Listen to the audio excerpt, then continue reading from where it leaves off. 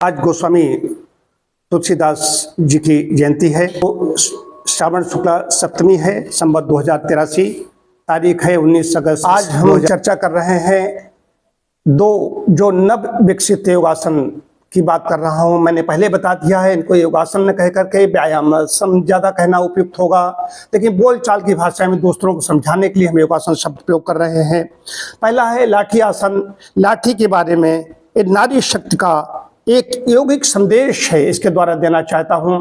4 वर्ष पहले मैंने वीरांगना आसन के बारे में वीरांगना संदेश दिया था, वीरांगना बनाने के लिए। इस समय लाठी की मुद्रा में सब खड़े हुए हैं, यहाँ पर स्त्री पुरुष दोनों लोग। लाठी केवल एक डंडा नहीं, बल्कि सहारा, सुरक्षा, संतुलन और आत्मविश्वास का प्रतीक है।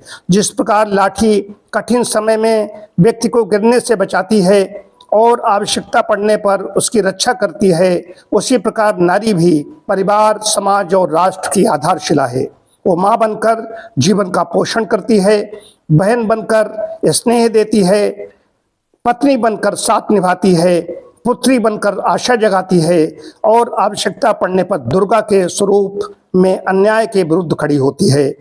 लाठी आसन हमें स्मरण कराता है कि प्रत्येक महिला अपने भीतर सहारा देने की करुणा, सुरक्षा का साहस, संतुलन का विवेक और जीवन को आगे बढ़ाने की अद्भुत शक्ति रखती है।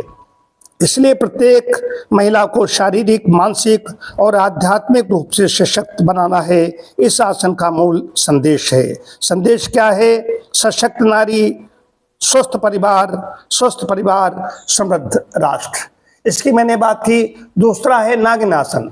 नागिन जिस तरीके से उसमें जो लचक होती है, जो फुर्ती होती है, जो कहीं पर भी उसकी क्षमता भी है, कोई छेड़ता है तो उसको छोड़ते नहीं, ठीक उसी प्रकार से आज वर्तमान में आवश्यकता है कि कुछ ऐसी जो मानवता के विरोधी शक्तियां जो अपने में काम कर रही हैं, उनके लिए भी ये बहुत आवश्यक है।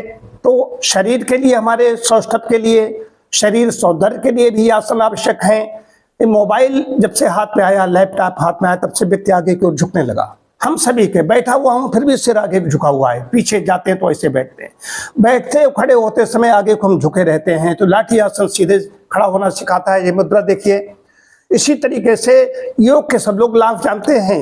योग शरीर को लचीला बनाता है, स्वस्थ और ऊर्जा बनाता है, मन को शांत, एकाग्र और सकारात्मक बनाता है, रोग प्रतिरोधक क्षमता बढ़ाता है, आत्मविश्वास, साहस और आत्मबल को मजबूत करता है। और अगर योग हम करेंगे, यौगिक व्यायाम करेंगे, ये व्यायाम आसन करेंगे, इससे हम स्वस्थ होंगे, हमारा परिवार, अपने परिवार को स्वस्थ रख सकेंगे हमारा। क्योंकि धर्मार्थ काम मोक्षाणाम आरोग्यम मूलमुत्तमम्, धर्मार्थ काम मोक्षाणाम शरीरम साधनमेतः सर्व कार्येषु अंतरंगम शरीरस्य रक्षणम। शरीर माध्यम खलु धर्म साधनम। ये शरीर साधन है, इसके लिए यथासंभव जो कुछ ज्यादा हो सके करें। मैंने आज ये 2 आसन रखे, मातृशक्ति को समर्पित हैं। इस प्रकार 3 आसन हुए, वीरांगना आसन, लाठी आसन और नागिन आसन। तो ये 3 आसन मातृशक्ति को समर्पित हैं। ये लोग करें, अपने स्वास्थ्य को, जो भी पहले आसन करते रहे हैं उनमें ये आसन और जोड़ेंगे तो मैं समझता हूँ उनकी भावना और अच्छी विकसित होगी, उनके अंदर साहस भी बढ़ेगा। और सौंदर्य के साथ साथ में साहस भी अगर है मातृशक्ति के अंदर, पुरुषों के अंदर, ये तो नाम दिया है। अब खाली मातृशक्ति वही करेंगे ऐसा नहीं, भुजंगासन महिलाएं भी करती हैं, सिंहासन महिलाएं भी करती हैं।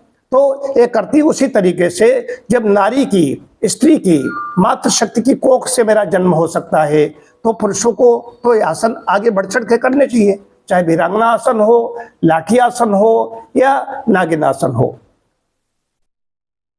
बहुत बहुत धन्यवाद। बहुत अच्छा किया दीपाली, श्रुति और इसने, श्रेया ने, सभी ने, और हमारे जो भी यहाँ सज्जन हैं उन्होंने बहुत अच्छे आसन किए, बहुत अच्छा अभ्यास किया।